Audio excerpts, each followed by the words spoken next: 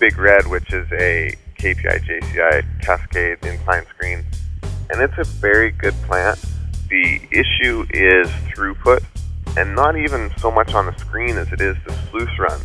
So we're confined down to a certain number of yards through the sluice box per foot of width. It's very specific about what you can push through a sluice box before the gold starts really running down or out of the sluice box. And Big Red, the issue with that plant is that the sluice runs don't have very much width to it. So for the first half of this season, we did use Big Red, and it functions pretty much flawlessly. We put somebody up there with it, and two guys can run that thing 24/7, two 12-hour shifts, and if they've got pay dirt sitting there next to them, we pretty well forget about them. It's been a very good running plant. The new plant that we brought in was purely a function of throughput.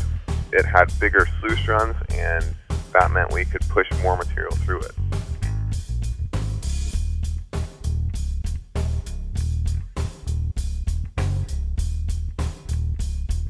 This season we got two conveyors from KPI-JCI and Astec mobile screens. One of them was a SuperStacker, which is one of their powered radial stackers that's telescopic, and the other one was just a radial stacker. The idea to use those was to really try to eliminate some manpower and equipment time. So we were putting them in line with our operation at our wash plant. And it's kind of a new idea. It's kind of taking a lot of different ideas from other mine sites that we've seen and putting them all together. But if there's ever a time to try something new, I'm down for it. And luckily, KPI-JCI has been a good partner for us and has decided and has helped us out big time figuring out how to reduce our costs and manpower.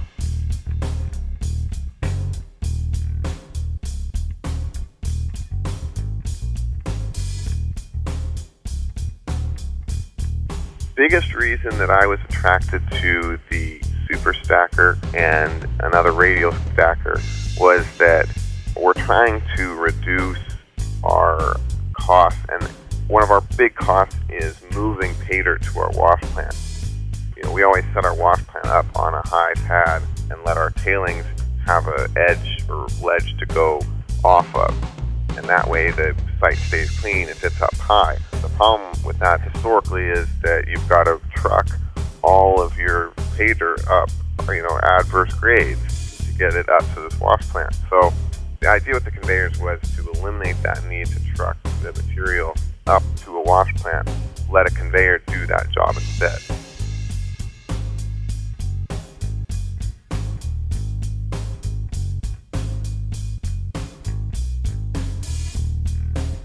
The thing about the telescoping action on the SuperStacker is that I didn't know how this was all going to work.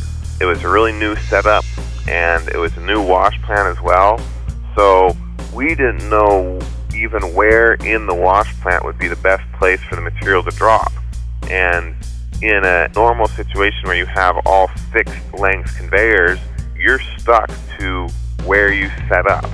And if you want the material dropping into the pre-wash 5 feet further forward or 5 feet further back, you're either moving the whole wash plant or moving the whole feeder and the conveyor. So the reason that I was really attracted to the SuperStacker in that situation is that it gives us that flexibility. If we want it feeding a little to the left or to the right or a little farther forward or a little further back, we have that flexibility. We didn't use it as a true radial stacker in the sense that it was designed for, but the design that it is suited our situation perfectly.